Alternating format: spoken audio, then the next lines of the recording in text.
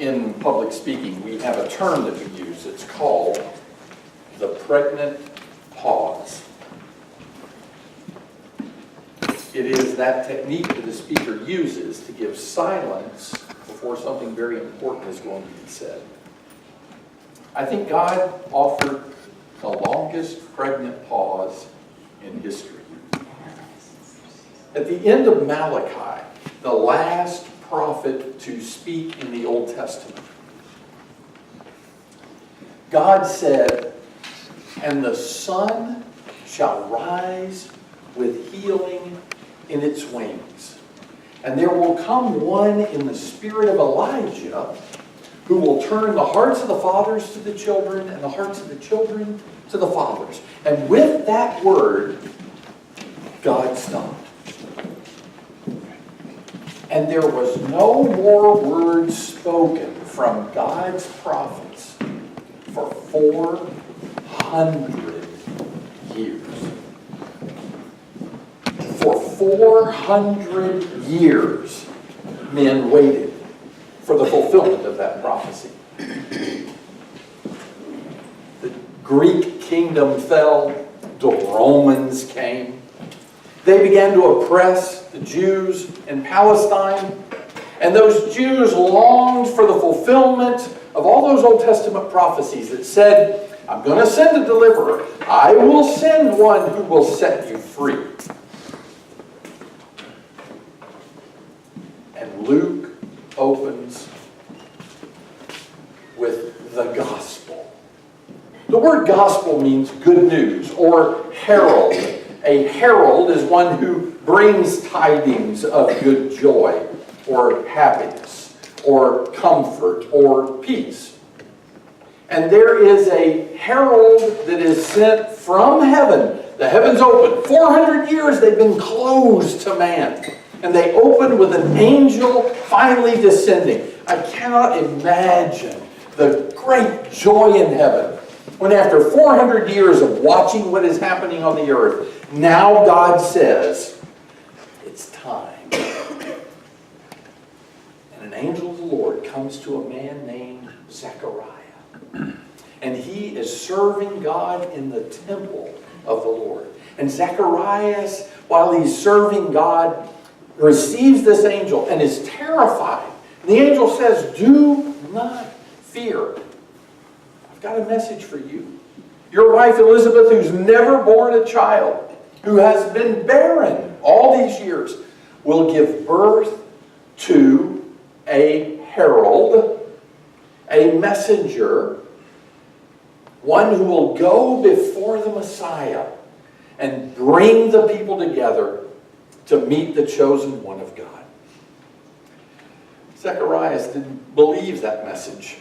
And the angel struck him mute. When he came out, gesturing to the people, he could not speak. They wondered what had happened. And he went home. And Elizabeth became pregnant. And they waited for the birth of the child.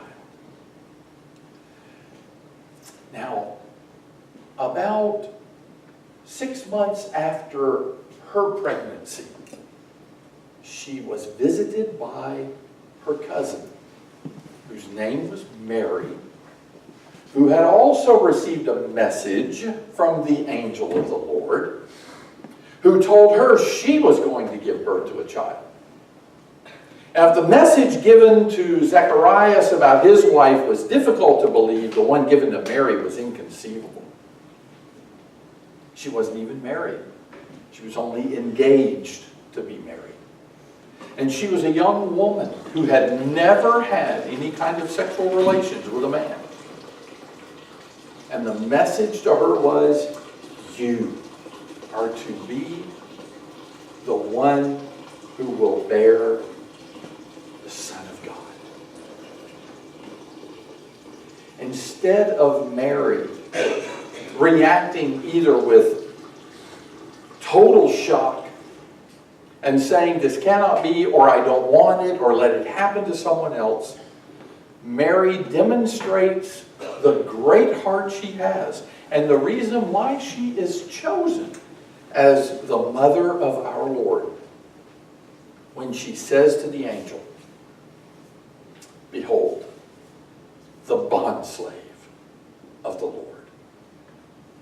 She is willing to take that on, even though she understands, I am certain, in her culture, what kind of wrath and ridicule she is going to suffer. In fact, the man to whom she is betrothed to be married is ready to reject her. Until the angel of the Lord, what a busy angel he was at this time, sent again, talks Joseph into retaining his bride-to-be because she is serving the Lord her God. Joseph's acceptance of that indicates his right to be the father, at least legally, of his Lord. When Mary goes to visit her cousin Elizabeth, as she is approaching her and cries out to her cousin, the baby within her womb leaps at hearing the voice of the mother of his Lord. And they take that as a sign of what he is to be. When that baby is born, he is named John. They say he's to be named John because Zacharias wants that. Elizabeth says that, and then they try to verify it, and Zacharias writes on a slate, yes, his name is John, and with that he is able to speak. And John grows up to be the herald of the Lord. Matthew, Mark, Luke, and John, not the John we were talking about, but the Apostle John, all wrote accounts of the life of Christ. They all begin at different points, and they emphasize different aspects of the life of Christ. And you may think, well, that seems unnecessary. One biography of Jesus ought to be enough. Go to your local library and see how many biographies have been written about Abraham Lincoln or George Washington, or even our current presidents, Clinton, or recent presidents, Clinton or Reagan or Bush. Why are all those books written about them? Because they offer different perspectives. It's not that one tells the truth and the other doesn't. It's that maybe one knows something the other doesn't know. Maybe one has an inside account that the other biography does not have. Matthew wrote his gospel basically for the Jews, to understand who their Messiah was. And so he emphasizes a lot of things that Jesus taught about keeping the law of Moses and how his law would supersede that. Mark, on the other hand, wrote his gospel for Romans, the Roman world. If there's one thing characterized Romans, it was duty. Get it done. If the Romans had had a modern day symbol for themselves, it would be the Nike swoosh. Just do it. And so Mark's gospel emphasizes the actions of Jesus. The most common word in the gospel of Mark is the word straightway or immediately. As if to say Jesus did it like that. Luke wrote his gospel to the Greek world. And so he has groupings of teachings of Jesus, more parables than any of the other gospel accounts have, emphasizing that Jesus is the Son of Man. In fact, in his biography, in his genealogy of Jesus, he emphasizes that Jesus is the son of Adam, son of God. And the most common reference to Jesus in that is Son of Man.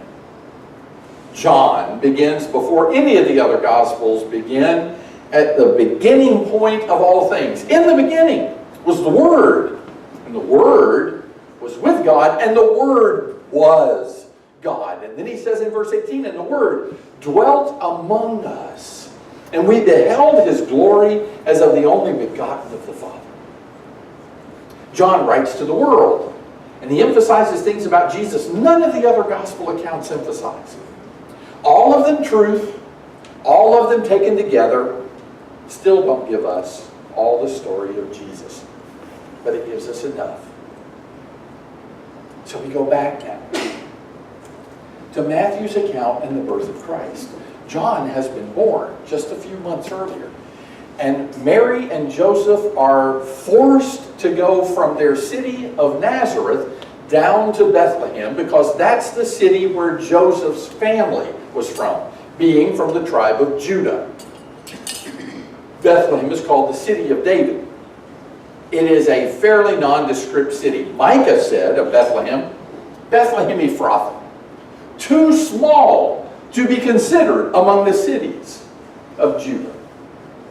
The idea of that statement is nobody would remember Bethlehem. It just wasn't a significant city. You and I remember it. We all know it. The world knows it every year when people make pilgrimages to that city of the Nativity. But at that time, if you were going to forget a city that started with B, I'll guarantee you it would have been Bethlehem. Now you would tend to think that if God is going to bring His Son into this world, it would be with great fanfare. But of all the births in all the world, the only one that truly was orchestrated from beginning to end by God is one of the most humble births imaginable. Mary is very pregnant when they arrive at the city, and they go to the innkeeper, and they can not find a place to stay. She is ready to give birth, and the innkeeper allows them to go into a stable. Probably a cave on the side of a mountain somewhere where animals were kept. And on that night, Jesus the Christ is born. And the only people present are the mother who gave birth and the father who is appointed to see birth. You would think all the angels of heaven would have had RSVP'd for that event had they been invited. But the heralds do come. They stream out of heaven and they fill the skies outside the city. The world's greatest choir tunes up to sing to shepherds. Shepherds. Of all the people you would tell about the birth of Christ, you choose shepherds? Oh, see, we have an idyllic viewpoint of shepherds today that the world then didn't have. Shepherds were not noble people, powerful people. Shepherds were the men who were, for the most part, social outcasts. They didn't dwell with people. They lived out there in the pastures with the animals. And they are told, go to the city, for there is one born there, the King of the Jews. And they hurry to the city, and to see the picture of these shepherds paying homage to a newborn baby in the arms of his mother has got to be one of the most touching scenes in all the Scriptures.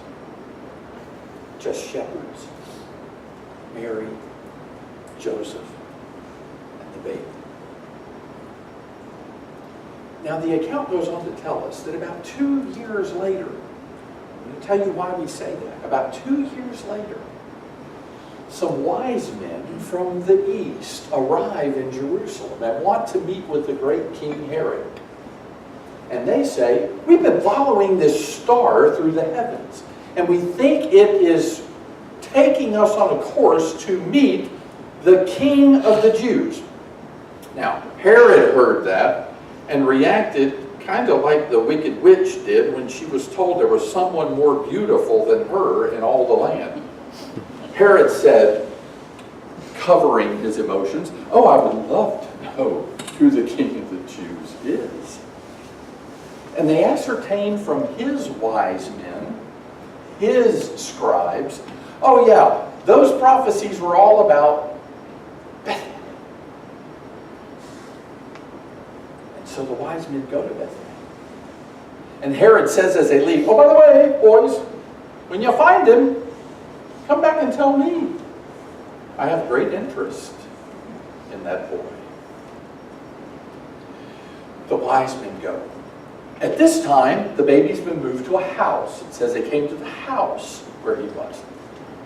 The typical picture we have of the nativity scene with the shepherds carefully balanced by the wise men, the poor and the rich on either side of the baby, absolutely didn't occur. By the time the wise men got there, the shepherds were 2 years older and back in their fields. The wise men come in and present gifts of gold, frankincense, and myrrh. And they bow before the baby Jesus, this now toddling child, 2 years old. They are told by an angel, cue the angel one more time, come down and tell these wise men, do not go back to Jerusalem. They make their way back to their home country by another way. And Herod, waiting, realizes, I've been duped. Nobody's coming. Send the soldiers to Bethlehem from Jerusalem. Here's what Herod said. Kill every male baby in the city of Bethlehem from 2 years and under, the scriptures say, based on the time he had ascertained from the wise men. So he wasn't just being extravagant, newborn baby, we'll just kill everybody 2 and under. He assumed that was the age of the baby. Angel comes back one more time, out of breath, to Joseph to say, Joseph, you have got to flee to Egypt. Soldiers are coming. And so Joseph does what his ancestors had always done. When in trouble, flee to Egypt. They go down to Egypt and they stay there until Herod dies, and then they make their way back to Nazareth where Jesus grows up. We just don't have stories of Jesus' youth. But at about the age of 30, when John has come back into the land and is preaching with great fervor, so much so that all of Israel was coming out into the wilderness to hear him preach, Jesus arrives at the Jordan River to be baptized of John. He is approximately 30 years old. And after his baptism, the Holy Spirit comes down upon him in the form of a dove and drives him into the wilderness to be tempted of Satan. After his temptations, the ministry of Jesus begins in earnest. We're going to pick up that story in just a few moments. I'll now turn